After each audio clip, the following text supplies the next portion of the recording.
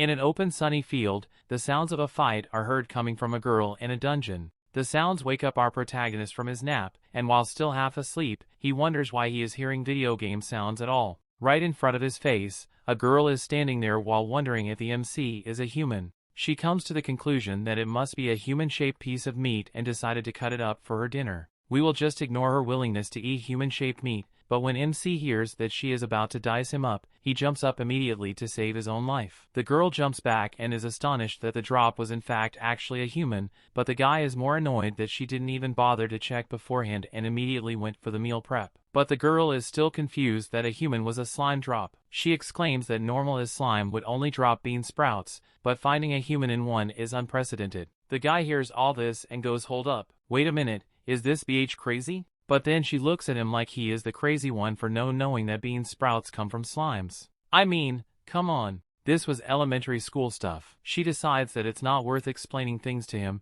and just goes to fight a slime so that she can prove that bean sprouts come from them. Luckily, a slime shows up just then, and she engages it in battle. She eventually smashes the slime into a puddle with her giant hammer, and bean sprouts are indeed dropped. Now the guy looks like the stupid one here, and he begins to have a mental crisis. What kind of crazy world is he in right now? He asks the girl if this is really how bean sprouts are made, and she looks at him like he is stupid again. She tells him that everything comes from monster drops. Everything from your food to your equipment is gotten from monster drops, that's just common knowledge. She then proceeds to call him an idiot. The guy follows her as she is walking through the dungeon and asks her if they are still in Japan, but she has never heard of the word, let alone the place. He then asks if they are at least still on Earth, but she also has never heard of Earth. They continue walking and the girl comes across another slime, which she squishes with her hammer again, and the guy asks why she's only killing slimes. She answers that it is because the dungeon they are in is level 1 and only spawns slimes. He then asks why she doesn't go after the higher level stuff, and she admits to being a noob. She says that if one trains hard, they might be able to move up a level and go to level 2. She then shows him a large board on the wall which is called the status board. She presses her hand against the crystal and the board shows her status, which looks a lot like my report card. The guy analyzes her stats and concludes that she must be going for a power type build. He then looks back to the screen and notices that there is a second page to the status. The girl then shows him the next page, which contains the drop status. This is basically the luck stat in gacha games and dictates what drop you'll get when you kill a monster. After learning all of this, he now wants to try checking his status on the board, and when he puts his hand on the crystal, he has a status that would immediately evict him from any Asian family. With those stats, the only level he is ever going to get is level 1. He then checks his drop status and is afraid to look at the screen. The girl looks at the screen for him and tells him that his drop stats are really bad too. But when he looks up, he sees that all of his drop stats are S rank. They have different opinions on what S means. The girl thinks that S is below F, so it must be really low, but the guy thinks that S is meant to be high, so they put it to the test. He looks around for a weapon so that he can kill something but doesn't find anything. So the girl offers him her hammer, but it proves to be too much weight for the guy's arms. She then pulls out a bamboo spear, and this one should work. Another slime approaches and the guy sets about trying to kill it, but the slime is dodging his attacks at first, but then it gets stabbed and melts into a puddle. He eats a lot of bean sprouts as his drop and the girl is surprised. In the 2 years she has been at this dungeon, she has never seen so many drops at once. This proves that S is definitely above A in the ranking system. The guy's stomach begins to growl and the girl suggests that they eat together. He tries the bean sprouts that she prepared and he loves them, so much so that he starts crying. It has been so long since he was last able to eat a warm meal with another person. He worked himself to the hospital on Earth. Then when he finally got out, he worked even more until he ended up here as a slime drop. He's thinking about all the time he wasted and how stupid it was for him to work himself to death. But then the girl hugs him out of nowhere. Even though she has no idea what he is talking about, she tells him that he will surely get rewarded for all the time he put into work, eventually. He thanks the girl for her encouragement and asks her if there is anywhere to sleep in this world. She tells him that there is a village outside the dungeon that he can find some lodging at, and tells him to hurry since she's going to sleep soon. He asks her if she is actually going to sleep in the dungeon, and she explains that she has terrible drops, so she can't afford to live in an apartment, even though it is her dream to be able to live in one. She wakes up, farms slimes, eats bean sprouts, and goes to sleep. It's not much, but honest work. She offers him her bamboo spear to help him with his hunting. He promises to return the spear to her later. He asks for her name and she tells him that it is Emily Brown, and he tells her that his name is Sato Ryouta, but she has a hard time pronouncing it. Later, Sato is in the village and he is finally starting to understand this world's economy. The currency of the world is pylos, and a pile of bean sprouts will get you 200 pylos, but a room will cost you 2,000 pylos per night, and some food is 500 pylos. Now that he knows the prices of the things that he wants, he sets about murdering slime to make his money. After a few days, he brings Emily to an apartment in the village. He shows her the apartment and she is amazed that he was able to afford this in only 3 days of work. It costs him 20,000 a month and she's even more amazed. But then Sato hands her the keys to the apartment and tells her that she can live here. She doesn't want to accept it, but Sato insists, and he even states that he will pay for all the rent for her. This is his way of thanking her for the meal she shared with him. He then tries to leave, but Emily pulls him back and tells him that he should stay here. It's clearly overworking himself and she can make some more soup for him. And she'll stay by his side and make soup for him whenever he wants, so he should live with her. The next day, Sato goes to the guild to exchange some of the bean sprouts that he has collected with one of the attendants, Urza. She weighs out his bean sprouts and his total comes out to 1,900, but she rounds it up to 2,000 for him since he always brings so much. Even with his amazing drop rates, bean sprouts don't fetch you that much money,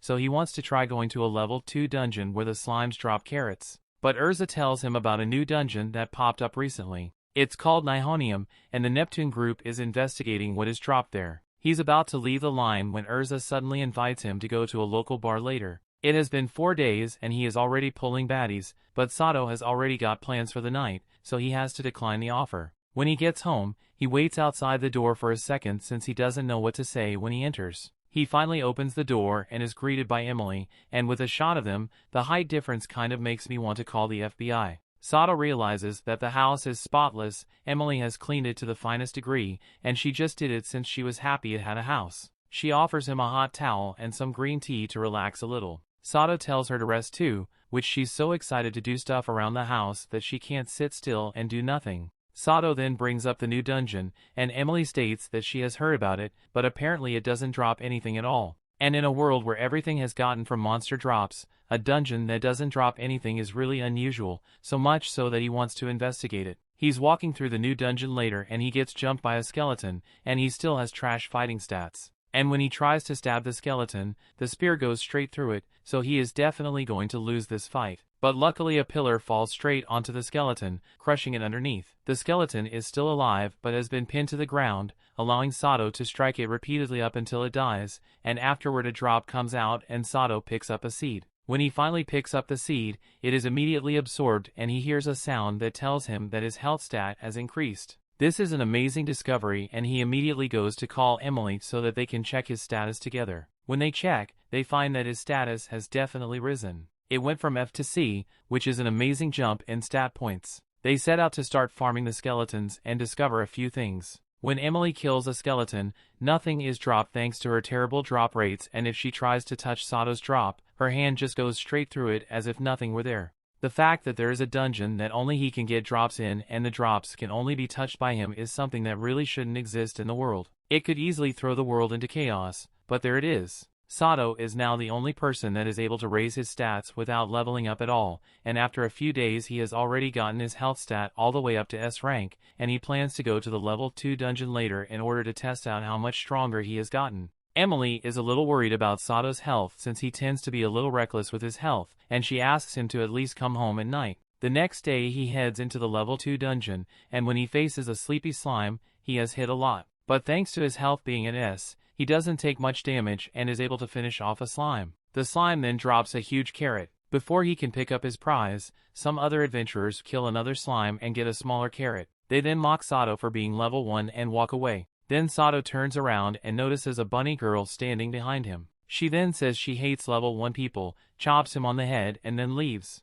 Yeah, this world is pretty strange. Later, Sato is showing Emily how much he made today and he got 8,000 for the carrots. But then there's a knock at the door and when he checks is the same bunny girl who then chops him on the head and states that she loves him. Emily asks who this crazy bunny girl is, but Sato has no clue who she is, he has only met her once. The bunny girl then chops him on the head again, and then goes to pull some random guy away from his family and kids, and I kid you not straight up murders the guy. She says that she did the same thing to him, but he is still alive, even though he's supposed to be low level, but that just means she tried to murder him too. Meanwhile, two guys come over to carry the random dude's corpse and plan his funeral. Rip random dude, even though you only got 2 seconds of screen time, you will be missed. Sato asks her why she came here, and she then pulls out one of his carrots, meaning she not only tried to murder him, but she also stole one of his carrots. And she is literally watering at the mouth because of the giant carrots that they have, and Emily makes the decision to invite the murderous psychopath indoors.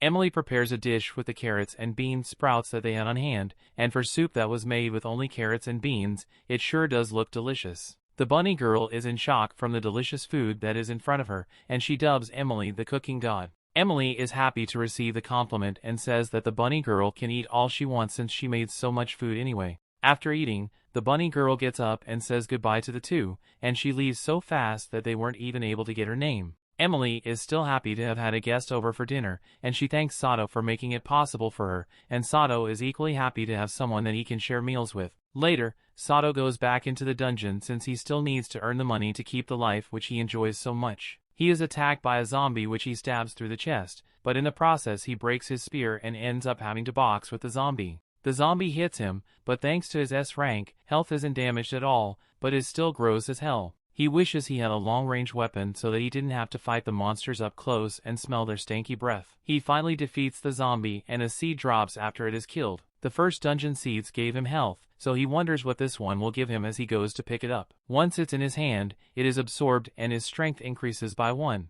But then he notices that same bunny girl on a cliff, and she hops down and chops him on the head again and asks what drop he just got. Sato doesn't want to tell her that he just got a stat boosting seed, so he just keeps quiet and the bunny girl loses interest and asks him if he has any carrots yet, and she casually threatens to kill him if he doesn't get her more carrots. At least she doesn't care about his secret anymore, but she urges Sato to leave this dungeon so that they can go to the one that gives carrots. Later, Sato is walking back from the dungeon with a lot of carrots since his strength went up, and he was able to kill a whole lot more slimes this time. At the plaza, he spots the bunny girl, but doesn't notice that everyone is keeping their distance from her and call her the killing rabbit. He hands her 1 carrot and she immediately goes to town on it, shocking everyone there who expected her and murder him. Urza comes up to him and worriedly asks if he knows who that bunny is, and he says he doesn't really know her, and all he did was give her some carrots and now she won't leave him alone. Urza immediately offers to buy all of his carrots and she tells him that the bunny girl's name is Eve,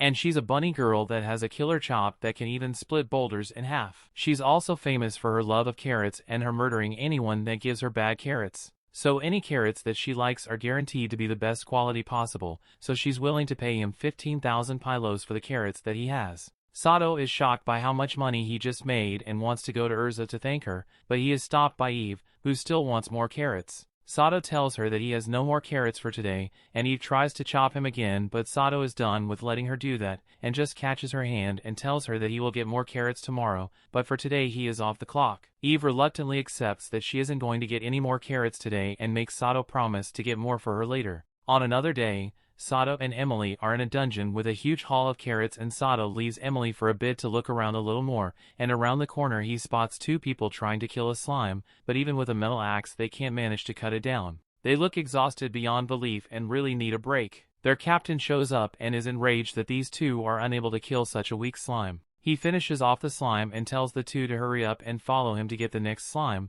but the 2 ask him for a break. They've been at this for 2 days straight with no sleep and could really use a break. But the old man pulls the back in my day. We used to walk uphill both ways to get to the dungeon. We would walk through the snow in the summer and would be happy if we got any sleep at all in a week. And tells them that all this is for their own sake, so that they can get stronger, and the 2 take his words as inspiration and get up to continue through the dungeon. Sato recalls having a boss like that who would give him impossible tasks and tell him that it was all for his own sake, but he is brought out in the flashback when Emily calls for him to take a break with her. She lays out the lunch that she prepared. As soon as the food is in the open, Eve comes running up to join them. Emily is happy to allow Eve to join them and offers her some carrot pudding that she tried making, and Eve is brought to tears by the gourmet stuff that she's putting in her mouth. Sato is also really enjoying his food and praises Emily for her cooking skills. But that old man from before had to come and spoil the mood by telling his students not to lies around in the dungeon like Sato and Emily. He mocks them and says that their drops must taste terrible, but Eve is having none of that.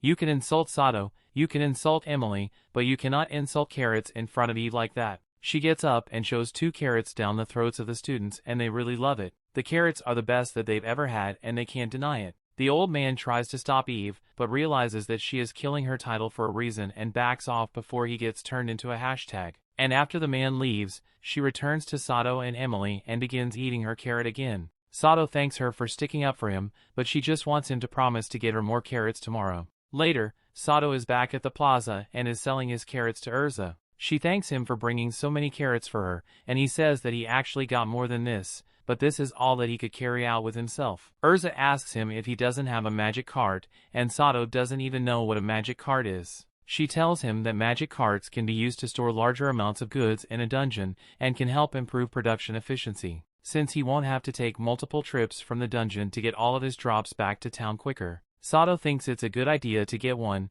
and that evening he goes to get one with Emily. They get to the magic cart store and are greeted by a little girl who is the owner's daughter. She goes to call her dad, and an old man with a white beard comes out of the back and greets Sato and Emily. They tell them that they are looking for a magic cart to buy, and he has just the thing for them. A cart that he personally worked on, and it even comes with an inbuilt monster detection system, and all for the cheap price of 10 million pylos. Sato and Emily are shocked that the magic cart costs that much to buy, and the shopkeeper says that regular ones cost around 3 to 4 million, but there's nothing special about them. Right now he's working on something that has even more added features on it. But there is no way that Sato would be able to afford something like that right now, so he decides to go home for now and have dinner with Emily. But on the walk home, they hear a large crash sound and people running away. A stray has been spotted in the city and everyone is running for their lives. Strays don't drop anything when they are killed, so the adventurers don't have any intentions of fighting it, but Sato can't just let this thing go on a rampage. When he sees Urza about to be squashed, he leaps in front of her and blocks the blow for her. And once Urza is safe, even some other adventurers attack the stray. Urza is safe, but she is upset that the town is going to be destroyed. Sato runs up to the monster, and the other adventurers think he is being reckless by charging at it, but they keep it distracted for him, and he manages to get close and deal a final blow. Everyone is thankful that he defeated the stray, but then Sato hears a drop sound, but strays supposedly don't drop anything, so he goes to investigate and finds that the monster actually dropped something after all. Sato finds that the monster had dropped a gun. Sato's strength is steadily increasing and he's now up to C rank. In the dungeon, he tests out the gun and fires at a bunch of zombies and basically one-shots them. He's glad he doesn't need to get zombie gunk on his hands anymore, but he still has no way to replace his bullets, so he decides to conserve them. Later he sees Emily fighting slime and he wastes a bullet to finish it off, so much for conserving bullets. The two settle down for a break, and as it is way quieter than normal, Sato wonders why Eve didn't run over at the smell of their carrots. He thinks it's fine if she has other things she wants to do, but they decide to save one for her in case she still shows up at their house. They finish up their meal and continue on to the next dungeon. Sato asks Emily if she has ever been to this floor before, but she says hasn't. But she knows the name of the monsters here, cockroach slimes. Sato is grossed out by all the cockroaches that are in the dungeon, and Emily is freaking the hell out. Yep, she's definitely got cockroach PTSD. She finally managed to kill a cockroach and is able to calm down. She gets a pumpkin as a drop, and Sato is just thinking about how to leave the dungeon as soon as possible. But would you look at that? The PTSD is kicking in again, and I can't even blame her. Sato thinks quickly and decides that the only way to stop Emily from committing arson here is to kill all the cockroaches himself. But he still thinks they're gross, so he's using his limited bullets to do it, and he's a pretty good shot for someone who's never used a gun. After the onslaught, all the cockroaches on the floor are gone, but now they've got another problem. They can't fit their pumpkins through the door. But if they stay here any longer, the cockroaches will respawn, and Arson Emily is going to come out again. But before that can happen, Eve bursts through the wall of pumpkins in search of the carrots that Sato usually gives her. Eve's appearance distracts Emily from the cockroach problem, and they somehow manage to transport all the pumpkins to the surface. Though, despite the natural disposition, all men have to carry everything in one go, he's still got to make multiple trips to take it all to the guild. As he returns to get the rest, he finds that it has been eaten out by some sort of animal, and Emily already knows what it is. The cockroaches somehow follow them to the surface, and Arson Emily is once again present. Sato tries to take out the cockroaches with his gun, but he runs out of bullets. But unless he wants Arson Emily to stay, he's going to have to get his hands dirty and squash them himself. By the end of it, Sato looks defeated and Emily apologizes for making him do that. As he sits there, he hears a very familiar sound, and all of a sudden he sees that the drop he got this time was bullets. Mighty convenient if you ask me. Sato heads back to the guild and tells Urza that the remaining pumpkins were ruined by cockroaches, and she informs him that that was because he had left the pumpkins alone. If drops are left unattended for a while, they turn into strays. Sato is still trying to process the new information, but then Urza tries to shoot her shot again and ask him out to dinner, but she gets curd once more. Sato got an idea for an exploit, and he's got to try it immediately before it gets patched out. He leaves a carrot out in the open to get it determined to a stray, but the only thing he catches is Eve. After several attempts at Eve stealing a carrot several times, he finally manages to get it to work, and the carrot turns into a slime. He then immediately kills the slime, and it ends up dropping bullets. He then gets an idea to do the same thing with those seeds. But when he's there and tries to pick up the seeds, they keep getting absorbed, even though his health is already maxed out. He decides to give up on it for today, but he gets ambushed by another zombie, which then wrestles him until Sato accidentally pushes it out of the dungeon. But surprisingly, the zombie disappears. Sato goes back to the guild to ask Urza about it, and she tells him that all monsters disappear once they leave their floor. That's just how it is. She then tries to shoot her shot again, but Sato once again curbs her. I'm starting to feel bad for her at this point. Or as it was talking, he came up with another exploit. If the monster disappears once it leaves its floor, then what if he just kills it before it disappears? He manages to pull off the glitch and gets a freezing bullet as a drop. The bullet, as the name implies, freezes anything it hits. The next day, Sato shows off a new bullet to Emily and she is amazed at how useful it is. He can't use many of them though, due to how difficult it is to farm them, so he plans to stick with regular bullets for now. After a long day of monster hunting, Sato and Emily are walking back from the dungeon when they run into two people fighting on the path. The Oompa Loompa looking guy is trying to get someone to go get his cart that fell down the path, but it's been a while since it fell, so it's likely going to turn into a bunch of strays any moment, so the girl suggests that they just burn it down. But Oompa Loompa isn't going to lose his expensive stuff that easily. However, the guy turns out to be possessed, but Sato manages to defeat the monster. But the cart is starting to turn into a stray, so the girl tells Sato and Emily to run back to the city and call for the army to come deal with it while she buys them time. But Sato isn't going to just let her sacrifice herself like that, so he uses his freezing bullets to freeze the monsters in place and then has Emily smash them all at once. Thanks to that, the monsters are defeated neatly and Emily's stats go up quite a bit. They do venture into the dungeons once more, and they encounter this weird orange glob. Sato wastes no time and caps it straight in the head, and from its demise, a necklace is dropped on the ground. Sato picks it up and tells Emily that he wants her to have it, and she gets all flustered, thinking he's giving her a gift as a token of his love. But we all know Sato is about as smart with romance as your average gamer. He tells her that he is giving her the necklace because while wearing it,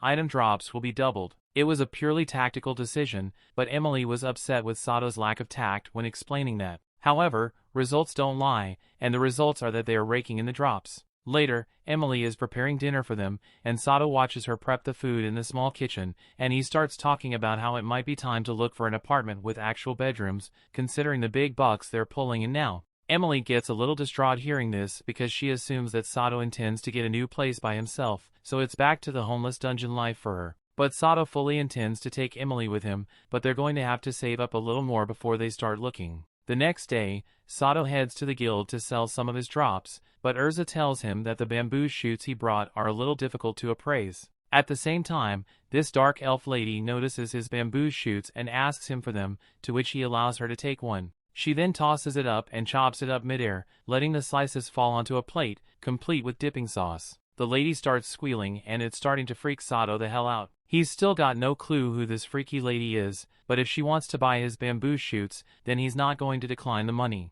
The lady takes the shoots and gives Sato 20,000 for them, which he is pretty sure counts as a good deal. Sato asks Urza who she was, and she is surprised he doesn't know her. That was Eric, a renowned food critic. Any food she says she likes is definitely some gourmet shit. With this revelation, Urza goes into business mode and offers Sato a contract to be her exclusive supplier for bamboo shoots and even gives him a signing bonus. She starts trying to hard sell him on it, but he was on board the second she mentioned bonus. Later in the Nihonium dungeon, Sato finds a blonde fighting the skeletons here even though they don't drop anything.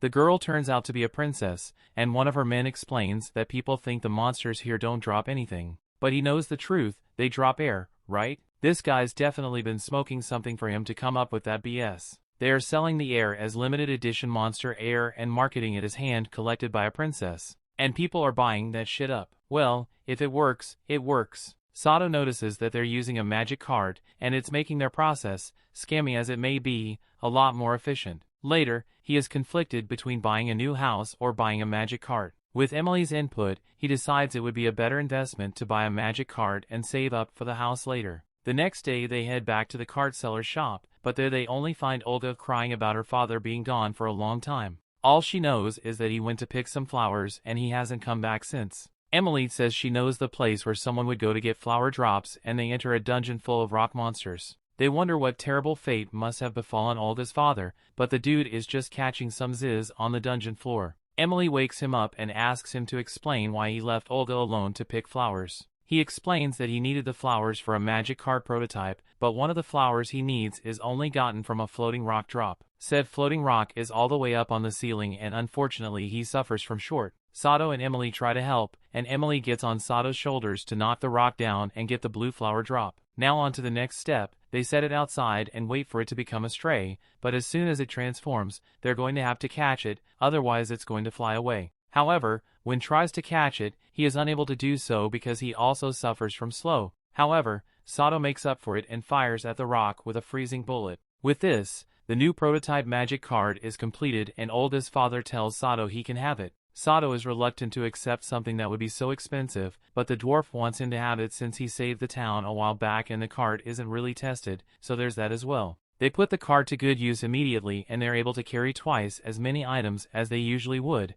and as a result they'll make money quicker. As Sato heads to Urza to sell his drops, he finds her being hassled by some dude who can't accept that his drops aren't worth that much. He freezes the guy's arm as he is about to punch Urza and proves the guy wrong by showing that the amount Urza stated was correct. However, the guy isn't about to let silly things like facts or math stop him. He's going to punch Sato, but Sato simply bitch slaps him across the room. Later, Urza and Sato are talking in the back room, and Sato tells her that no matter what, if someone is messing with her, he'll show up with his bitch slapping hand ready. Urza is moved by this and decides to shoot one last shot and kisses Sato. And that shot was so clear that even Sato couldn't ignore it. More time passes and Sato and Emily have finally earned enough to rent a better house. But it's also sad to lose their first home, so they decide to keep the lease on this place in addition to the new one, just for the hell of it. Life goes on and the new place is looking great. However, Eve managed to find out where they live and is here to freeload some carrots off them. Later, Sato goes into Nihonium dungeon and now has to face mummies in battle. He uses his gun to blast it and drops a seed which raises Sato's speed. He realizes that he's out of bullets,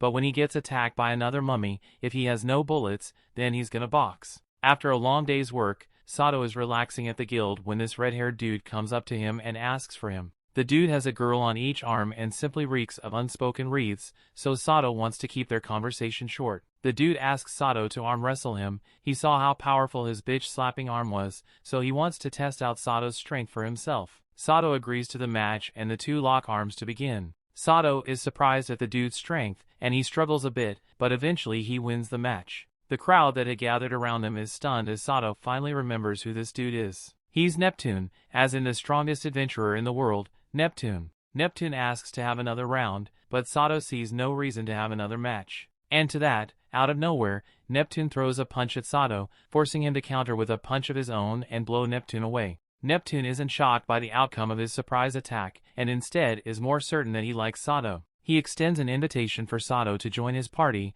but Sato has no intentions of joining another company after what happened in Japan. Back at home, Emily is shocked to hear that Neptune himself came to scout Sato, but he turned it down. She thinks it must be because of all the great things he's done lately and calls him a hero. Later, he's in Nihonium again and runs into those SCAI mean entrepreneurial adventurers. They're using a new item, Pandora's box, to suck up the air and store it, and this one actually seems pretty useful. They give Sato some of the boxes and he gets an idea for another exploit. Normally he can't touch the seeds that he gets his drops without absorbing them, but with this he can store a bunch of them and then use the freezing bullet glitch. He then takes it a step further and uses it with the other seed types that he's gotten, and he ends up getting fire bullets and one other type. He proceeds to farm the hell out of those bullets, but before he can do any more farming, he feels a chill down his spine, and that's when Emily informs him that there's a magic storm coming. Sato heads back to the guild alone since Emily had some shopping to do, and while he's there, he asks Urza about the magic storm since he doesn't know much about it.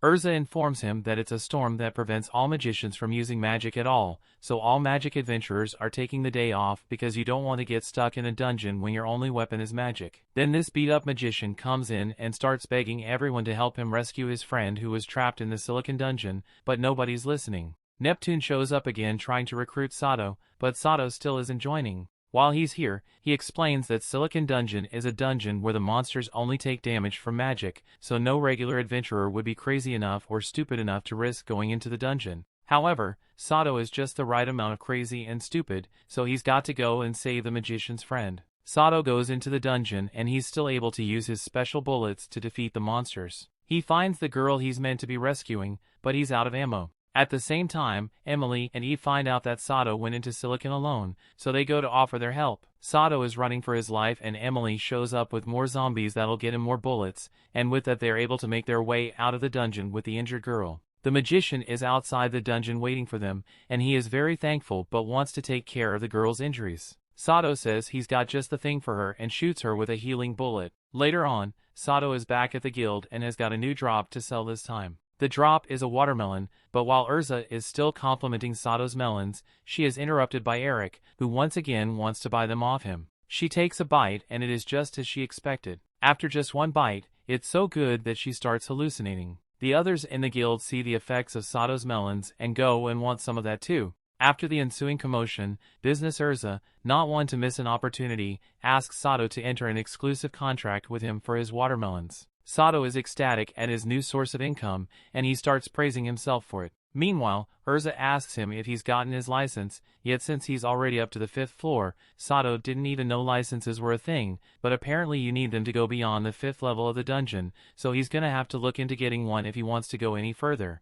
Sato goes to the registration center and there's this old guy at the front desk. Sato asks to take the exam and the guy gets all pissy with him, but gets the test ready for him. He takes out a drop from a level 6 dungeon and waits for it to turn into a stray, and once it turns it's revealed to be a steel slime.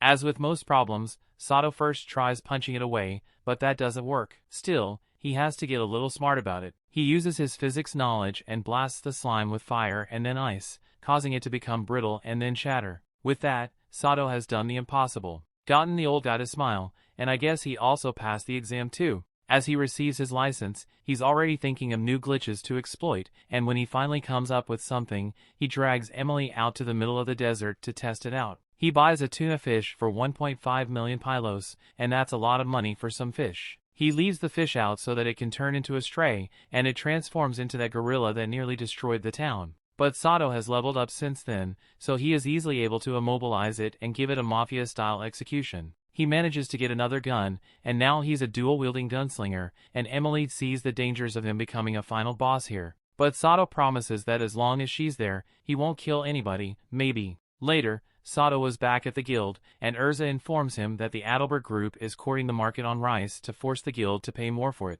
Sato wasn't gonna let that extortion slide, so he's going to go have a little chat with the group leader. On the way, he runs into Neptune, who is also higher because of Adalbert. But his job is to send them on a one-way trip to the afterlife. Sato is still somewhat against the idea of flat-out murder, so he asks Neptune to let him handle it. Sato pulls up on them and I don't know what they thought they were going to do with their weapons at that distance, but luckily for them, Sato hasn't gone through his villain arc yet, so he just puts them to sleep with 2 healing bullets. After dragging them out of the dungeon, he gets the attention of Clint, the dungeon chief. Clint wants to get Sato to help him acquire a dungeon, but Sato doesn't really see why it's such a big deal. This sends Clint on a tirade about all the tax breaks that the town will get if they get it. He realizes that he lost his composure and wants to cool down a bit. So he, I kid you not, grabs a fistful of sugar and just chomps down on it. He agrees to help since he'll be getting a tax exemption for it and starts thinking about what he's going to need to bring on the trip. He also decides to bring Emily along as his little ray of sunshine. As they make the long trek through the desert, then Emily shows why she's the ray of sunshine by lightening up the mood, even if her drawing skills are worse than mine. As night falls, the ray of sunshine strikes again and she sets up an entire portable home, complete with full dinner and pizza. As they finish up with dinner, Emily says she's going to go and burn their trash since it will turn into a stray if they don't do that, but all Sato hears is his new glitch identified. They let it turn and later defeat it, getting a new drop. The next day, they test it out and it's a new bullet that can track the monsters as it goes. Once they finally get to the new dungeon, they notice many things, among which there is a tower of trash that a girl has to burn with fire magic. Sato takes one look at her and knows she's been worked to death already. They try to stop her, but she's adamant of fulfilling her duties. But before she can continue, she faints. Sato catches her before she hits the ground and tells her that she needs to get some rest, but she is too focused on completing her task at the moment since everyone is counting on her to do it. Sato has seen this before, and when the person doesn't care about their own health, they end up dying, and he isn't going to let her die even if he has to shoot her. He uses the 2 healing bullets to put her to sleep, and she wakes up in a tent. Once she realizes what happened, she rushes outside to get back to burning the trash before it becomes a stray, but she is already too late and transforms right before her eyes. But immediately after and is shot down by Sato. He could have just used his fire bullets to burn the trash, but why would he do that when he basically has a free bullet farm since every time he kills them he gets more homing bullets? They stop farming for a bit to talk to the woman and get her something to eat, and she is moved to tears. They ask for her name and she answers that it is Celeste. She explains that the drops in this dungeon are tax exempt until the ownership is decided, and everyone knows adventurers love tax evasion, so they come here to hunt and end up creating so much trash. Sato says it is probably too much for Celeste to handle alone, so they will help her from time to time, and she thanks them for that and then falls asleep. By the next day, her magic has been replenished and she is in great condition once more. She thanks Sato again for giving her the chance to rest a little, and he and Emily tell her that she's welcome to stay in their tent while they are here. She is hesitant to accept such kindness at first, but she eventually agrees to it. Sato and Emily now have to head to the Secro headquarters to say hello,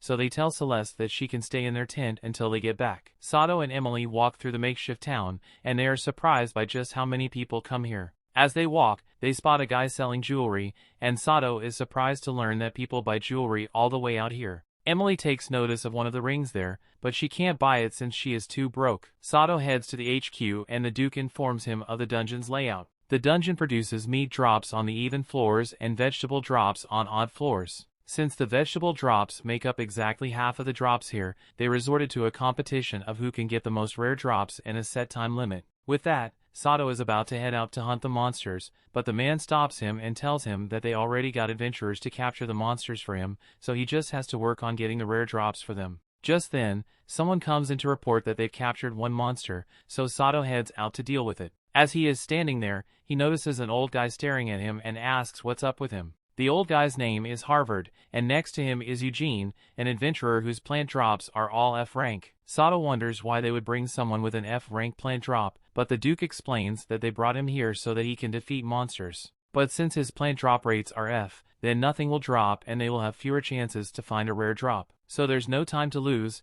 and Sato tries to finish off a monster with one bullet. However, after it goes splat, it reforms itself bigger and stronger than before. Eugene is watching this and knows that the only way to defeat the monster is to destroy its core, but most people can't see the core. He leaves it to steal the kill, but Sato has a plan to take care of it. If he can't see the core, he's just going to use homing bullets to hit it for him. He fires the shot, and the bullet goes straight for the monster's core, destroying it and dropping soybean sprouts in the process. After his work, Sato gets bonus pay for his contribution, and with this he gets an idea. As he returns home to the tent, he shows Emily that he bought the ring she was looking at this morning and asks her to accept it since she is very special to him. Later, the two head into the dungeon together, and as Emily checks her status, she sees that all her drop rates went up by 1. And this is because Sato couldn't resist attempting to find another exploit with the ring he gave her. He let it turn into a stray, but when he killed it, it turns into the same ring, but with a drop rate boosting effect. Her rate went from F to E, and there's a huge difference since she's finally able to get meat from a kill now. Suddenly, they spot a rare monster and Sato is about to shoot it, but Harvard is there, and if he kills that thing, it will definitely drop something good, so he elects not to shoot it. However, Harvard has his own dude, and you can tell by how beefy he is that his meat drop rates are good. So rather than letting them get a rare drop, Emily takes off the ring, returning her drop rates to F, and as a result, when she kills the monster, it drops nothing. The competition is getting heated, and Harvard plans to pay a bunch of adventurers with F-rank plant drops to fill up the plant force to sabotage Duke. To avoid this, Sato suggests that they finish collecting the rare drops today. They put the plan into motion, and by the end of the day, they've collected every single rare drop possible, so Secro wins the competition. Later, Sato is walking in the dungeon when Eugene and his gang corner him. Since Sato made Secro win, Eugene loses out on his prize money, so to vent his frustrations, he decided to jump Sato. But Sato is no pushover, and if they want to fight, he's going to give them a good taste of his bitch-slapping hand. After beating them up, he heals them and walks away and returns to Emily and Celeste. That night, Emily prepares a feast for Sato and Celeste to celebrate him winning the rare drop contest. The next morning, Sato heads out of the tent and finds Celeste busy burning up trash, but she seems to be pushing herself a little too far and ends up collapsing. Sato runs over to her and catches her. He then shoots her in the back with a healing bullet and asks if she is alright. Celeste slowly regains consciousness, but the first thing she sees is Dolph Rizzler over here and her heart starts pounding really hard. She calms herself down and Sato asks her why she is using such a powerful spell to burn such little trash. Much like Megumin, she explains that that spell is the only spell she knows how to use. Just then, some guys carry another pile of trash in to be burned, and as Celeste is about to burn it, Sato uses his fire bullet to help instead. However, there is just too much trash for him to do anything to it. The reason for this pile is that the dungeon master has appeared in the dungeon, and thus no one is allowed to be in the dungeon anymore, so they are forced to stay on the surface where they end up producing more trash. Sato wants to go and check if they will be getting rid of the dungeon boss soon, so he heads to the headquarters. Meanwhile, Celeste is wondering why Sato is so nice to her, but Emily explains that he was always this nice, even back in Secro. Celeste seems a bit down after realizing that Sato will probably go back to Secro after all this is over. At headquarters, Sato runs into Neptune, who has been called in to defeat the dungeon master. He thinks it's great that they can finally get rid of the dungeon master, but bureaucracy strikes again. Secro has a deal with Hetero that they have to defeat the dungeon master together, but Hetero isn't even trying to pick anyone to send in because if the dungeon master is there long enough, then the drops in the dungeon will reset, and they can start the whole drops dispute again.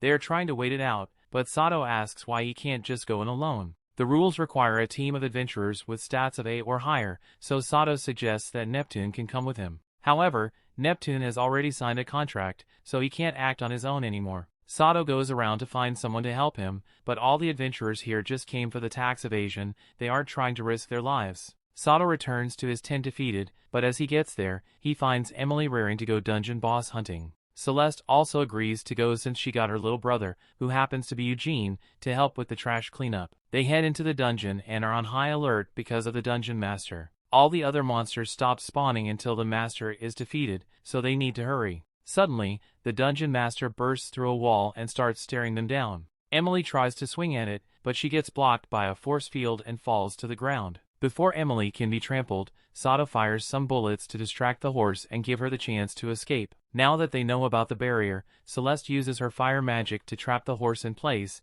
and Sato uses his special bullets to destroy the barrier. Now that the barrier is down, Emily is able to hit the horse. Sato fires more regular bullets, but the horse is able to regenerate its barrier. But now that they have learnt the attack pattern, they can handle it. But they miss one part of the attack pattern. The boss can cast a spell that lowers all your stats by 2 ranks. This leaves Celeste with barely any mana left, and Sato doesn't want to make her push herself any further. So he resolves to take the horse down by himself and tells Celeste to take care of herself first since she is more important. Celeste has never heard anyone tell her that she is important, and that lights a fire in her to keep going. She musters all the mana she has left to cast one more fire spell that breaks the horse's barrier, and this allows Sato to take Emily's hammer and kill the horse. When Celeste finally wakes up, Sato thanks her for her hard work and tells her to keep the dungeon master's drop. It allows her to use basic magic with no limitations, which she desperately needed. The next day, Celeste is trying out her new basic magic, and Sato comes over to her and thanks her again for her help. She asks him when he will be returning to Secro,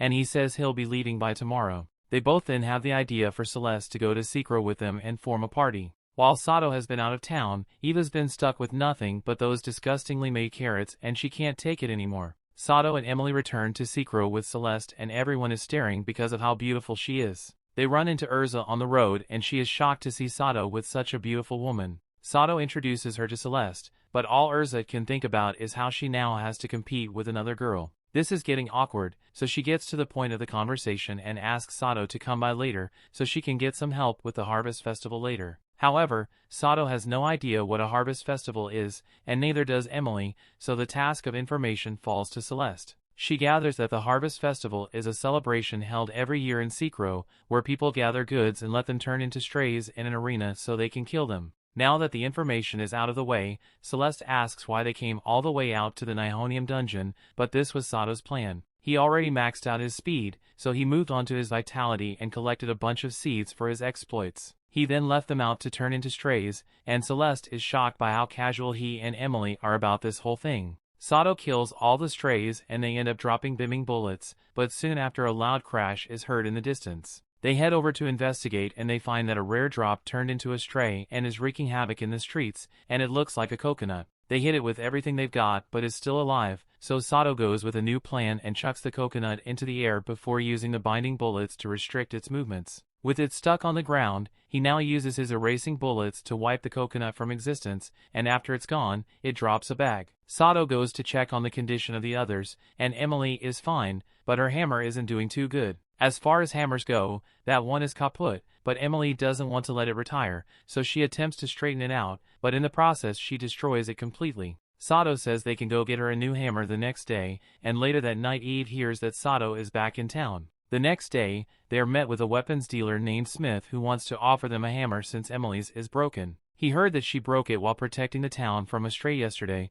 so he wants to give her the hammer for his company's publicity. Thanks to the party's recent exploits, they now have influencer status and can get stuff for free. Later, Sato is back in the dungeon and runs into the airbox guy. He is happy to see Sato, but the airbox sales haven't been going so well. It's not like the princess got any less popular, but rather the airboxes have no actual function. Sato asks if he has considered setting up OnlyFans for the princess, since she can definitely make bank there. But even though he was joking, the guy seemed to take it a little too seriously, so he persuades him to just sell rings instead. Meanwhile, back at home, Emily is picking out a handle for her hammer when Eve barges in looking for Sato. Emily informs her that Sato isn't here right now, so she heads out to look for him. Sato is in the Tellula dungeon and he is quite happy with the drop he got from Coconut Head. The bag automatically picks up any drops he gets so he can hide the fact that he gets glitch drops, and afterwards he heads to Urza to see what favor she wanted to ask for. Urza asks Sato to go find some rare drops for the festival since his drop rate is so high, and he is provided with a list of the items to bring. Afterwards, Sato receives his payment for the drops he brought in earlier, but this time there is a lot more change than there usually is. They apologize, but this is because the person that was in charge of the dungeon that drops money was arrested for corruption and spending the entire budget on anime figures. But Sato is more interested in the fact that money is actually a drop as well. He has to test it out and heads to the wilderness to test it out. The money turns into a bird and starts to fly away, but Sato shoots it down and gets a potion that raises the drop rate of a person by 3 ranks. He's a bit disappointed since he has no use for this as his drop rates are already S rank. But before he can leave, Eve tackles him to the ground and begs for carrots. She's finally gotten the carrots she wanted and Sato asks why she didn't get some with her party members, but she says his carrots are better and she also quit her party. Eve doesn't like working with teams since when she was young and I guess they are born with a bunny suit. She didn't like vegetables very much, but she met a boy who came from a drop and they went through the dungeon together. The boy killed a monster and got a carrot drop, but Eve still hated carrots,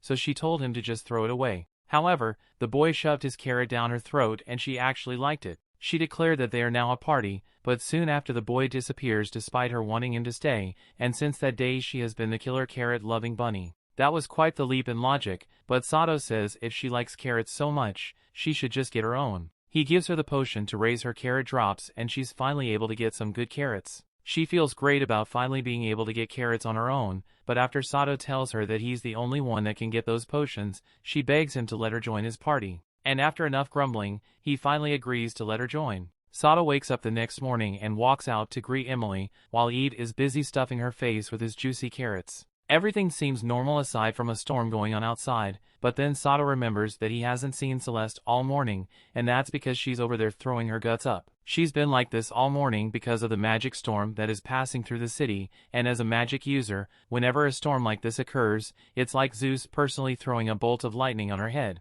But there isn't much she can do about it since you can't really escape the effects of a magic storm, so she says she will be fine as long as they stick to their normal routine and she doesn't do anything too strenuous. With Celeste out of commission, Sato decides they should do something other than go to the dungeons, so they are going house shopping, preferably with some feathers that can help negate the effects of this magic storm. But really, what are the chances of finding something like that on the market right now? The real estate overlords must have been on his side today because he manages to find the only house for sale, newly renovated and with the first ever magic storm negation technology. As soon as Celeste walks in and the door is closed, the symptoms of her storm sickness immediately disappear and she is amazed by how effective the technology is. They also love how big this place is and Emily is particularly happy to have a kitchen that is its own room. Aside from the luck in finding this property, he still has to deal with a very real, very expensive rent. After hearing a price tag attached to this place, Celeste and Emily quickly backtrack, saying they don't need a place like this. While the price is definitely a painful blow to the bank account,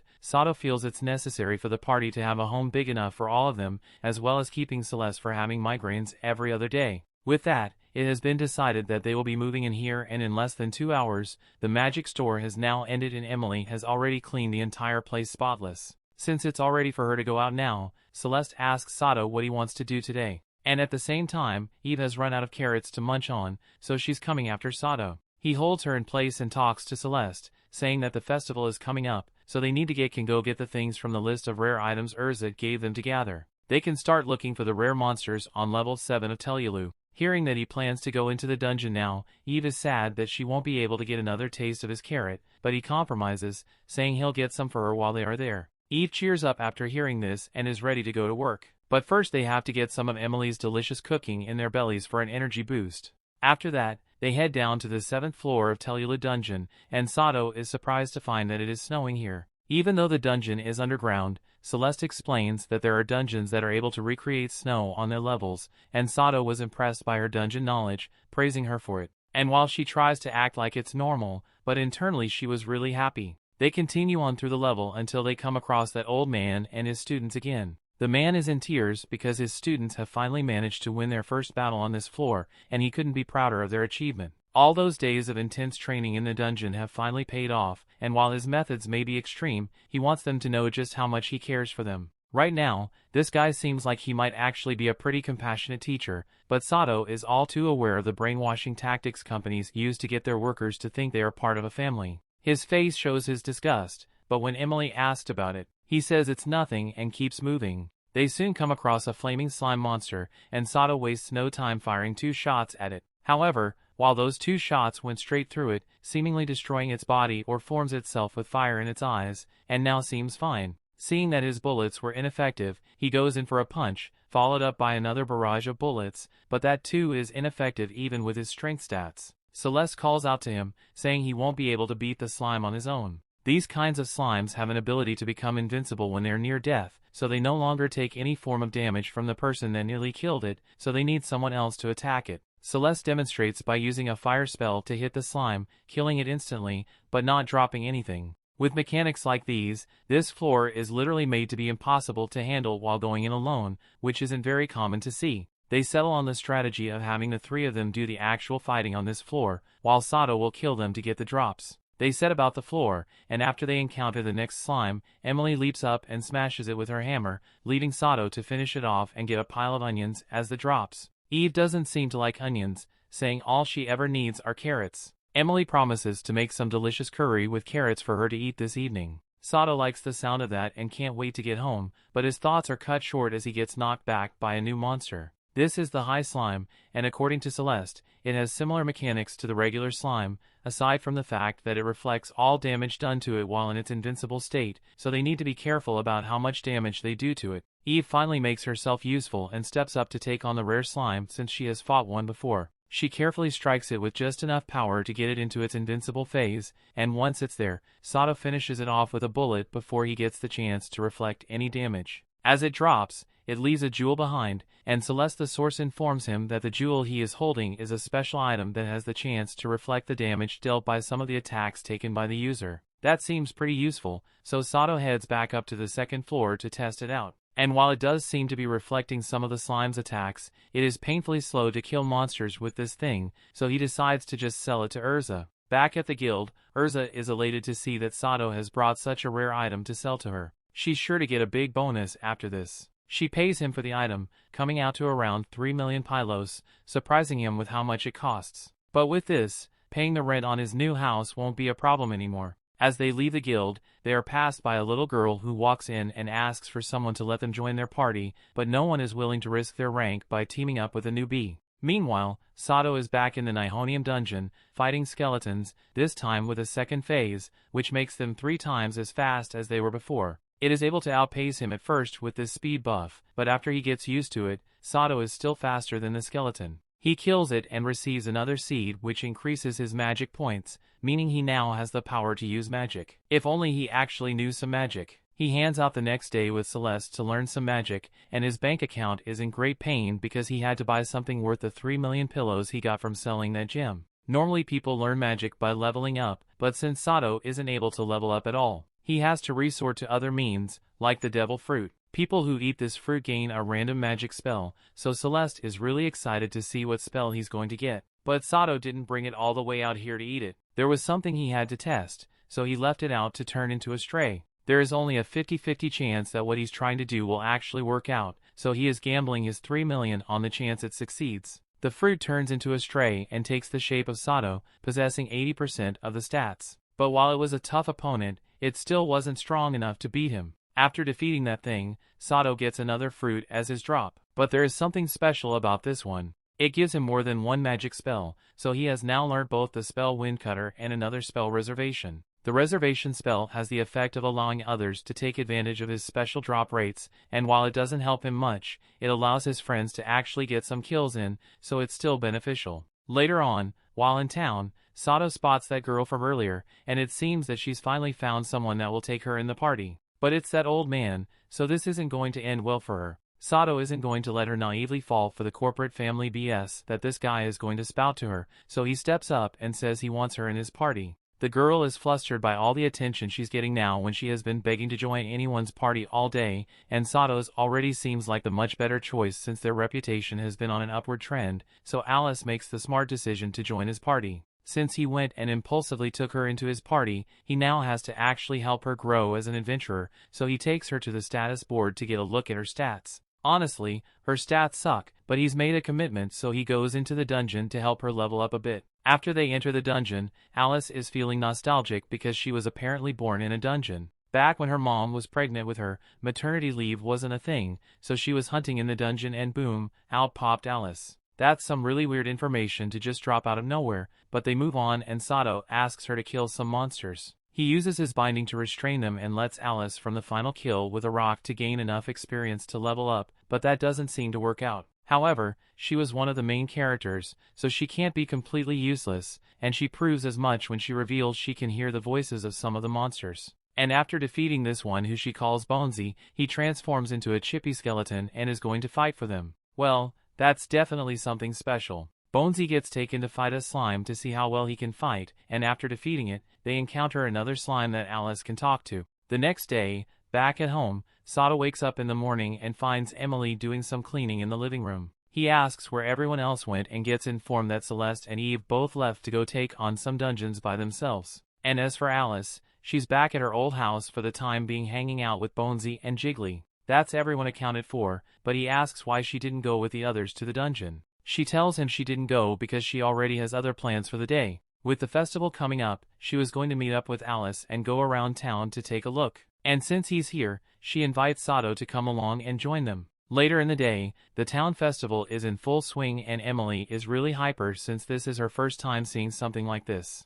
After all, she had been living in a dungeon before meeting Sato, so this must be a whole new sensory experience for her. And in an attempt to make her first ever festival a memorable experience, Sato promises to go around with her to enjoy all that the festival has to offer. They pass by a stall selling ornaments and one of them catches Emily's eye. So seeing this, Sato decides to go ahead and buy the bell she likes for her. She initially didn't want to accept the gift, but after a push by Sato, she gratefully accepted and attached it to her hammer so she will always be able to carry it with her. Later in the day, the two meet up with Alice in a park and are informed of a weird stall that opened up. They go to check it out and find that the stall claims to be selling experience points. It sounds pretty shady, but he wants to hear the guy out, so he asks how this is supposed to work. There is a new dungeon that has monsters that drop a ton of experience when you defeat them, and these boxes, when turned into strays, will become a good source of experience to level up. Sato already can't level up, and Alice has got her whole Pokemon thing going for her, so the only one who could actually benefit from a lot of experience would be Emily. They decide to buy the box and take it out of the city to let it turn into a stray.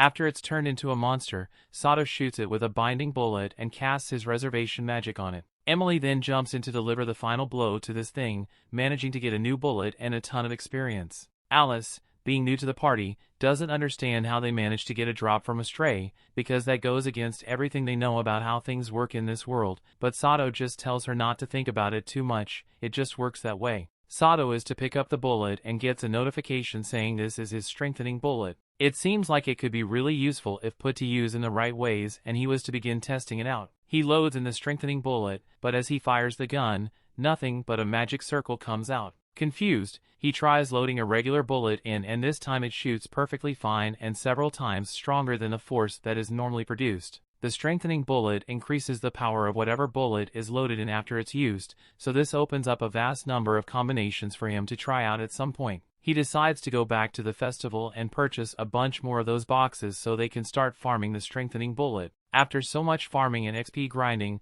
they're walking through town trying to decide what to do next when they hear screams coming from a nearby stall. One of the strays managed to get out of its cave, and the people here aren't fighters, so they all run for their lives. The monster is about to attack this girl, but it gets stopped by Sato, who kicks it across the mouth. He thinks he has defeated the monster, but he was evidently wrong as the monster stood up and began to increase in size. Emily also tried to defeat it by smashing her hammer against his body, but that too failed to put an end to the monster and just grows to an even larger size. They don't have much in the way of attacks that can actually manage to bring this thing down, so Sato is at a loss for what to do. Luckily, Neptune shows up just in time to point out that they've made this thing really big now. Sato can clearly see that, but what he needs right now is someone to help him win this battle, not someone to point out the obvious. Neptune jokingly asks if he is going to turn tail and run away from this because he has no way to beat it. But that's coward behavior, and Sato would never be caught dead doing something like that, so he asks Neptune for his help. And this was exactly what he had been waiting for,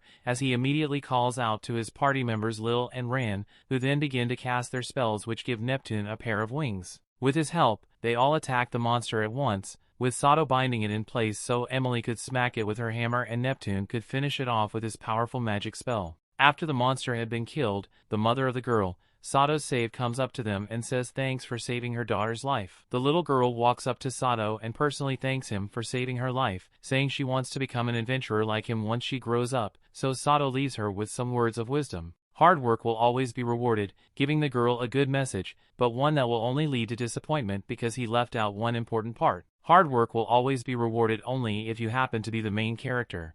Just then, Celeste and Eve call out to them while wheeling the magic cart. Sato asks what happened to their plans to go to the dungeon, but she explains that they just came from there and were making a brief stop to unload when they heard that he was fighting a stray in town, so they rushed over to help. However, it seems they were a little too late, but still, everything worked out in the end because Neptune was there to help. But then Neptune tried to rizz up Sato into ditching the others and joining him, which is one reason Sato doesn't like this guy. After saying no to his request again, Neptune backs off for now, happy to have gotten the chance to do battle alongside Sato today. After Neptune has left, the group decide to go enjoy the rest of the festival with one another and also to get some food, since all that fighting they were doing has made them really hungry. And it was so bad that Eve actually ate something that wasn't Sato's carrots. As they continue through the festival, Alice notices that there are a bunch of monsters over in that direction, and that's likely because of the monster tournament that is being held. Sato would like to enter the tournament, but as part of the rules, contestants must participate in pairs,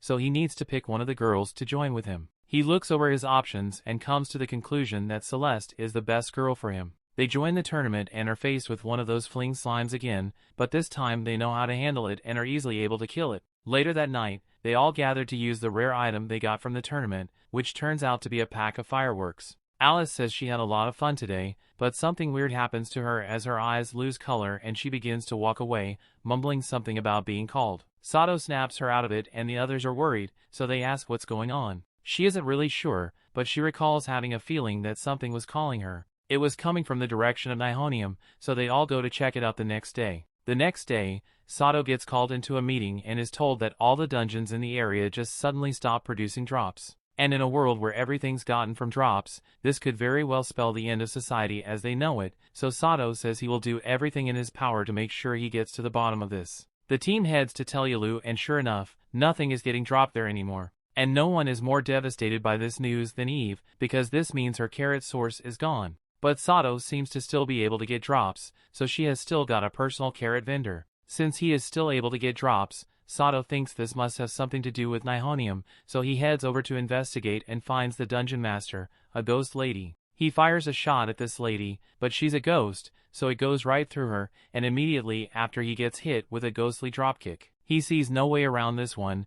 None of his attacks have worked so far, and this thing has easily been able to smack him around the cave. He tries every single special bullet he has in his arsenal, but none of them seem to have any real effect on the ghost. It's really not looking good for his chances of survival, and to top it all off, the ghost has been beating his ass with a smile on her face. As it approaches him to resume the beatdown, Sato notices that one bullet had actually managed to pierce the ghost's foot. This gives him an idea, and as the ghost charges into attack again, he fires several shots into its limbs, and this time the shots are affected, ripping her limbs to shreds. When the ghost attacks him, it becomes tangible at the points where it hits him, so if Sato attacks those points before he can get hit with it, he'll be able to do adequate damage. And now that he knows all this, she's nothing more than a regular opponent. He grabs her and proceeds to headbutt the ghost into an afterlife concussion before getting up and shooting her in the head to finally defeat her. After his battle, he is really weak from all the damage he had taken during the fight, so he collapses in the dungeon until he gets woken up by Emily. His body is in terrible shape, but a healing bullet should be able to do the trick and help him recover,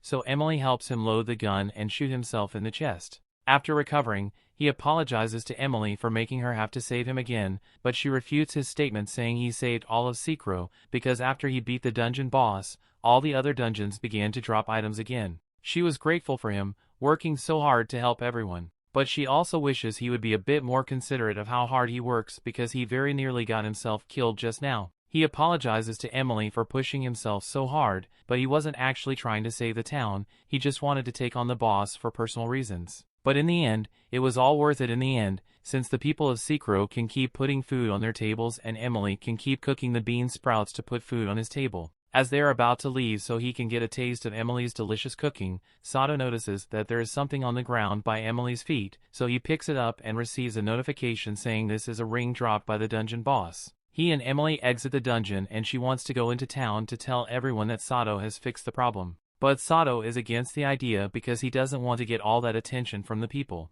Plus, he didn't do it to receive praise for his actions. Just then, the others arrive having heard that Sato was doing something dangerous and are relieved to see that he is alright. Celeste asks him to please bring her along next time he does anything dangerous like this so she can help him, and Alice mentions how it doesn't seem like that ghost was the one that was calling her to the dungeon. But that's a mystery for another day, since for now they're all going home to relax. The next day, he's back in Nihonium to test out his new drop acquired from the dungeon master, and from what the notification told him, this thing is ridiculously broken. He begins killing a bunch of monsters, but this time he hits gems instead of the regular seeds. Just then he runs into the princess and her group, and they're having a bit of trouble since they were going to start selling rings, but that would require the princess to kill a dragon. And though her level is really high, that is beyond her capabilities at the moment. She is at level 94 and Sato is surprised to hear that the princess is at such a high level, so they go outside to check her stats. But while her level keeps going up, none of that hard work ever ends up being rewarded because her stats still remain at F. Sato feels bad for her and decides to use his new item to help a little. He asks her to open her hand and he places one of those crystals in it. The cry gets absorbed and the princess's level goes up. They are simultaneously confused and elated because her level went up, but this is the function of the new items he got.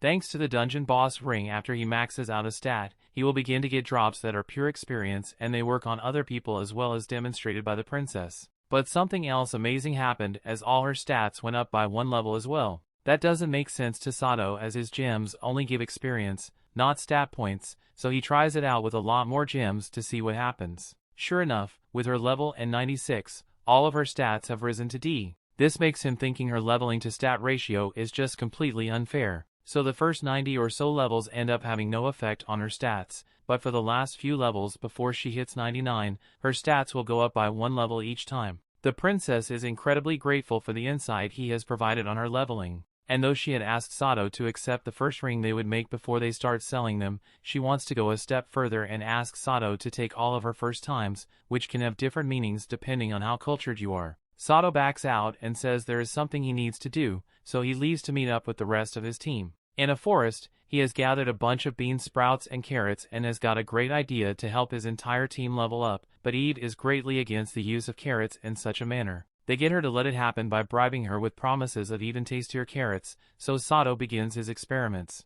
After the items had turned into strays, Sato begins mowing them down, and as the first crystal is generated, Emily picks it up and has her level increase. They carry on like this for the rest of the day, and eventually both Celeste and Emily's levels are maxed out. Time goes on and Sato's party begins to gain more popularity in the town because of their growing track record. Later on, Sato is at the guild again and Urza asks to make sure he will keep doing business with them because at this point he's a majority of their supply. He says he will keep his business here, but as a courtesy to him, the owner of the guild assigned Urza to be the exclusive receptionist for Sato's party. They hold a welcome party for Urza and all sorts of people show up, including the princess who still intends to win Sato over and all the friends he had met along the way. All in all, this life is everything he could have hoped for after living as a corporate slave for years. Thanks for watching. Want more anime recaps? Subscribe the channels and turn on notification bell.